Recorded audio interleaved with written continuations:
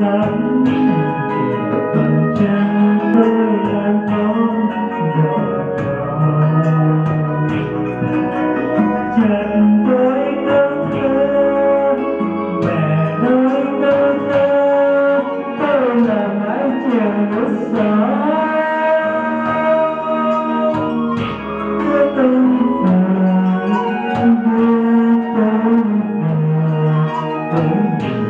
tôi